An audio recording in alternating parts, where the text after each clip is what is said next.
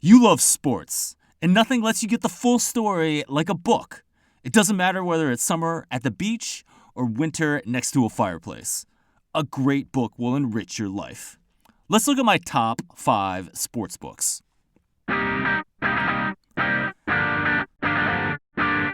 Boys in the Boat by Daniel James Brown. A writer has a chance encounter with a dying old man that once rode in the Olympic Games in Hitler's Germany. The man agrees to tell his story, but says, quote, "but not just about me. It has to be about the boat," end quote.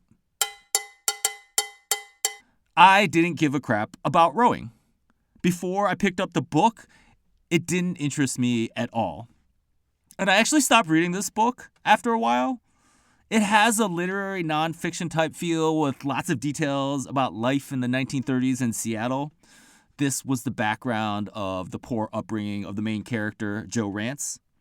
By the end, the book made me give a crap about rowing. The teamwork and how rowing transcends the individual. I found myself asking my friend Todd, who rowed in college, more and more about the sport. The book deserves all the accolades that it has gotten. Brown gives you just enough historical detail about things in Nazi Germany to put everything in context, and the ending is full of the heart-pounding excitement that you would expect from an Olympic final. Friday Night Lights by Buzz Bissinger. A journalist uproots his wife and 2 young children from Philadelphia to move to Odessa, Texas to follow a high school football team. He tells the story of 6 young men as they chase a state championship in the football-obsessed state. A list of the best sports books is incomplete without Friday Night Lights. The story of the season holds the narrative together, but this book is really about the boys. The story of James Booby Miles is particularly tragic. I don't think there is a book that tells you more about the United States of America than Friday Night Lights. While it was written in the late 1980s, it still explains a lot about this country today. I'm not sure why there aren't more books on high school sports that have hit the mainstream like this. There's another on this list, but it hasn't been nearly as successful. And wouldn't it be cool if someone made a podcast about a season of a high school football team, maybe in another football-crazed state like Ohio? It would be like Friday Night Lights meets Serial. I'd listen to that.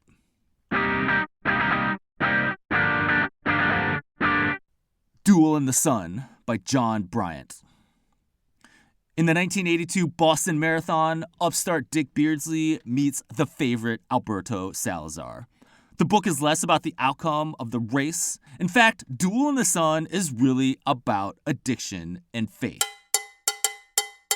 Neither man ran as well after that 1982 Boston Marathon, and the book tells those stories. Dick Beardsley had a drug problem, a big one. Alberto Salazar had to find meaning in his faith after he couldn't run to his standards anymore. The book talks about Salazar before he became a disgraced coach. I've read this book twice and absolutely loved it. In addition to these 2 full readings, I often go back and read certain sections about the devotion that runners had back in this era. There are a lot of other good running books out there. Born to Run by Christopher McDougall still has me running in minimalist shoes. And I'm not sure why Running with the Buffaloes by Chris Lear never got made into a movie. However, Duel in the Sun is the best running book. The Miracle of St. Anthony by Adrian Wojnarowski.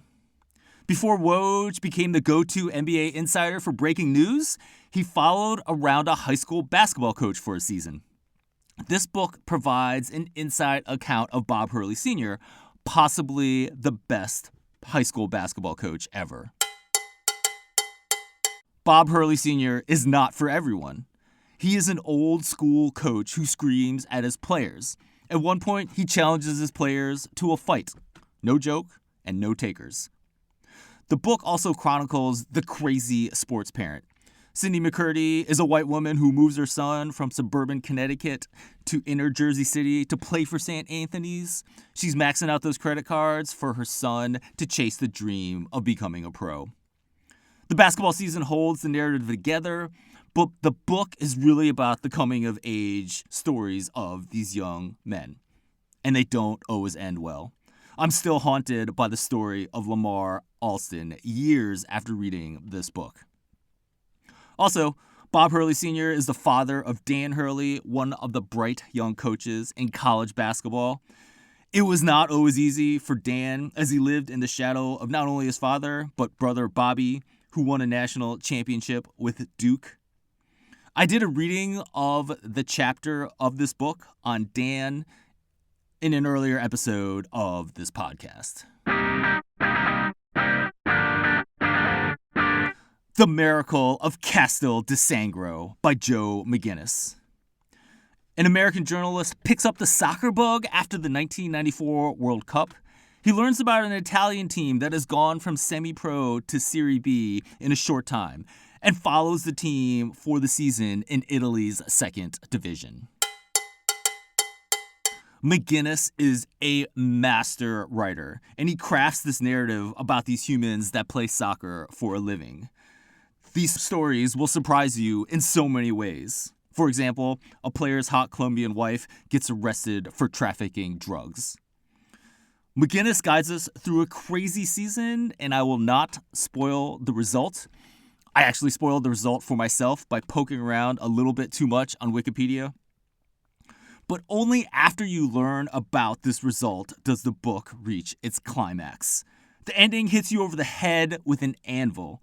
It's so morally complex that it'll make you question everything about the book, including the author.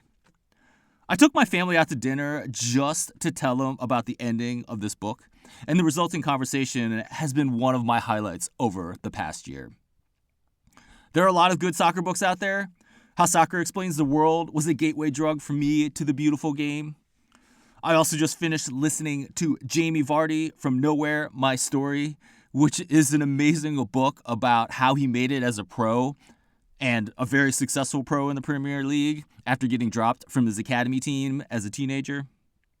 But The Miracle of Castel de Sangro is the best soccer book out there.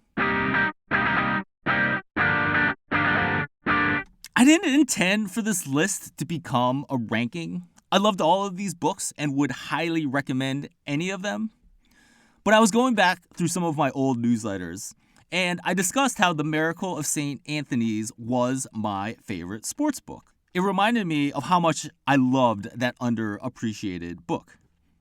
Then I went on a sports book binge this past year. I listened to Friday Night Lights with my son as we drove to soccer practice. I was so sad when it ended that I needed something to fill the void. This led me to The Miracle of Castel de Sangro.